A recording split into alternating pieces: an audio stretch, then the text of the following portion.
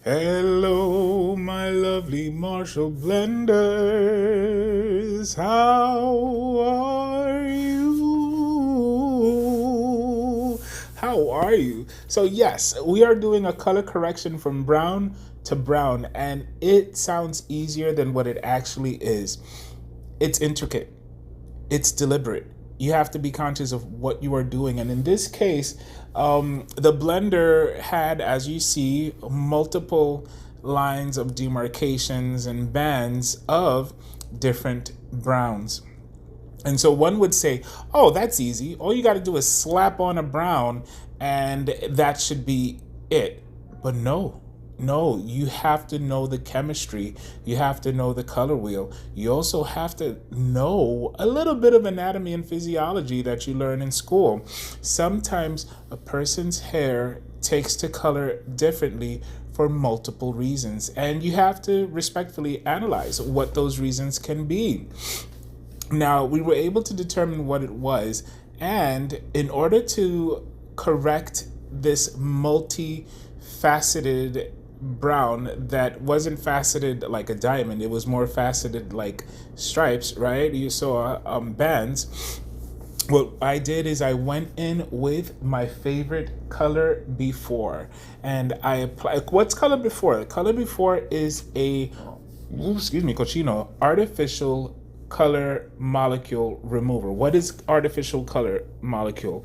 When you dye your hair, that bottle of dye has little molecules of color that go into your hair or in the cuticle layer, right?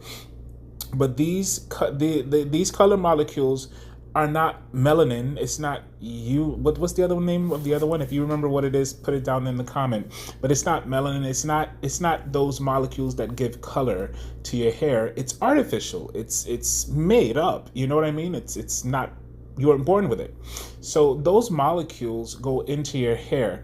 What creates this banding is overlapping color on your hair.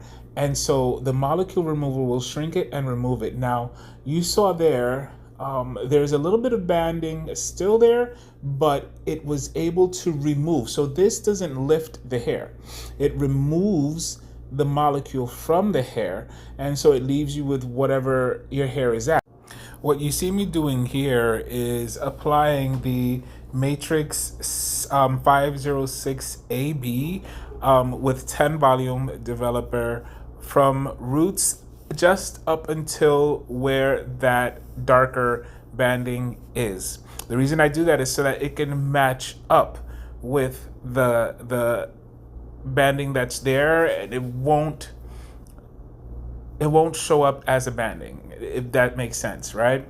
And so the next thing I do is I apply from that area, the banding to the ends or mid shaft to ends, a mix of 507N neutral with 506AB, which was what I put on the roots, equal parts with 10 volume developer, and then I comb it from the roots to the ends. And so what that did was actually create an even color. It created an even color. I used that 7 because I know that when you use a color molecule remover, sometimes it can go darker, but it worked wonderfully. I'll show you the results later. Goodbye, my lovely Marshall blenders.